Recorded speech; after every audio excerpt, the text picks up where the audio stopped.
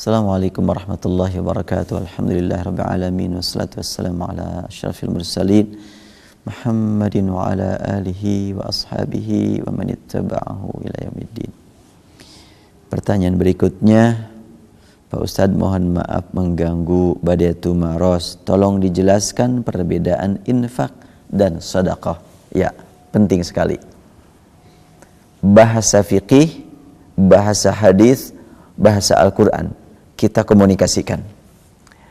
Pertama, bahasa fikih. Suka disebut-sebut kalau sedekah sunat, infak sunat, ada zakat wajib. Bahasa hadis, Rasul menegaskan, inna limalika haqqan siwa zakah. Di dalam hartamu ada hak selain zakat. Ini mengantarkan kita untuk membedakan mana infak, mana sedekah, mana zakat. Kita lihat Al-Quran bagaimana. Dalam Al-Quran pernah disampaikan pada pertemuan yang lalu, surat At-Taubah ayat 90 yang disepakati ulama tafsir itu menjelaskan tentang mustahik zakat. Tapi pada ayat tersebut tidak ditemukan kata zakat, yang ada sedekah. Innamas sadaqatu lil fuqara'i wal masakin wal 'amilina 'alaiha wal mu'allafati qulubuhum. Hanyalah sedekah itu hak bagi fuqara, masakin, amil 'alaiha, mu'allaf dan selanjutnya. Allah Subhanahu wa taala menggunakan kata sedekah, tidak zakat. Kenapa? Ini memberikan dorongan kepada orang-orang yang sudah memiliki nikmat iman dan mendapatkan amanat harta. Hendaklah jujur di hadapan Allah berapa gram emas yang sudah disimpan sejak sekian lama. Jujur ya di hadapan Allah. Jujur bahasanya sidqun. Sidqun dan sadaqat itu dari akar kata yang sama, sad, dal, dan qaf. Jujur di hadapan Allah. Kemudian punya penghasilan per bulan berapa, dalam setahun jumlahnya berapa.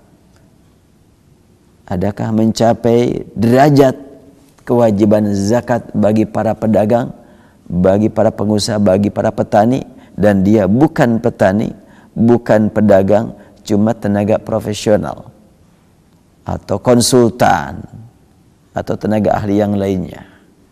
Nah, ketika memang ada pertanyaan, ada gitu zakat profesi, zakat profesional, gak kedengaran sama Rasulullah. Jujur, Anda punya penghasilan itu dari Allah Subhanahu wa taala. Ada hak buat yang lain. Tapi kan gak mencapai wajib. Menyatakan ini wajib, ini sunat, ini jaiz, itu adalah fikih, pemahaman para ulama. Al-Quran menyebutkan al-muttaqin itu siapa? Alladzina yu'minuna bil ghaib wa yuqimunas shalah wa mimma razaqnahum yunfiqun. Kita ingin menjadi orang yang bertakwa, kita berjuang untuk memiliki 3 sifat ini. Keimanan kepada yang gaib, yu'minu bil ghaib. Imannya gaib, yang diimani gaib. Artinya ini adalah merupakan amal saleh yang berkaitan dengan qalbu yang hanya Allah yang tahu. Orang tidak bisa menilai. Wa yuqimunas shalah, menegakkan salat. Tegak salat, bukan cuma ada pelaksanaan. Yang bahasa usoli ada adaan ya, bahasa usoli itu ya. Usoli fardhu zuhri adaan katanya. Ini adalah iqamatan, bukan adaan. Yuqimus shalah, yuqimunas shalah, menegakkan salat. Tegak salat terlihat secara fisik, tapi tidak terlihat secara non fisik. Tegaknya salat dalam diri tidak kelihatan, tapi sewaktu berjamaah ada imam, ada makmum, kelihatan. Artinya muttaqin banyak amal yang dilakukan tanpa kelihatan orang, dan juga banyak amal yang dilakukan kelihatan orang, yaitu yuqimunas shalah, tapi hubungan dengan Allah Subhanahu wa taala. yang bermakna buat kepentingan umat. Karena yuqimuna ditindaklanjuti dengan supaya sholat itu terus tersebar kemana-mana, perlu pembinaan, perlu dakwah, perlu tarbiyah, perlu pengajian. Tentunya menuntut adanya infak, menuntut adanya penyaluran dana. Maka di akhir ayat ada kalimat wa mimma razaqnahum yunfiqun. Itu infak, menginfakkan, menyalurkan sebagian harta yang kami rizkikan. Sifat muttaqin. Apakah kita katakan itu mas sunat? Mau enggak menjadi orang yang bertakwa? Oh mau. Kalau gitu enggak usahlah berpikir sunnah atau wajib, laksanakan saja. Ya, itulah tanda muttaqin. Kalau artinya apa infak itu? Infak itu artinya menyalurkan. Sedekah kejujuran.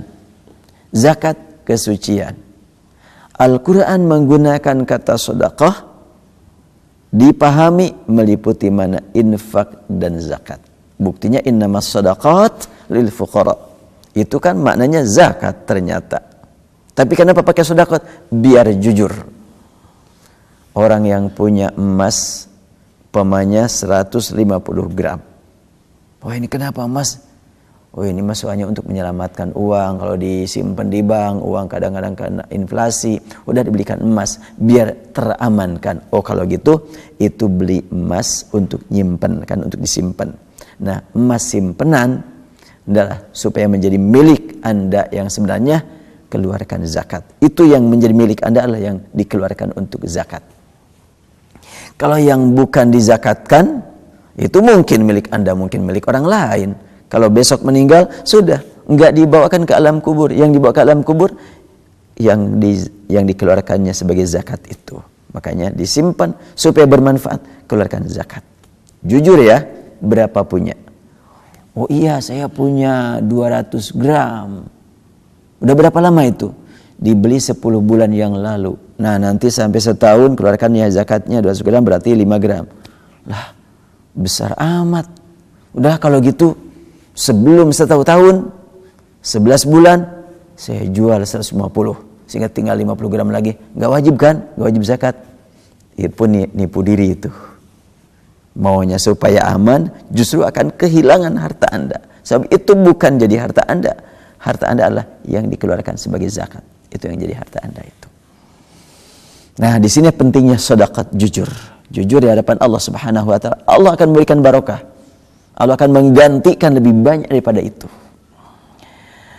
Kemudian infak itu apa kalau gitu? Infak menyalurkan. Artinya Anda jujur di hadapan Allah, punya harta sidqun, keluarkan sedekahnya. Praktiknya bagaimana? Salurkan kepada mustahik. Artinya apa? Infak.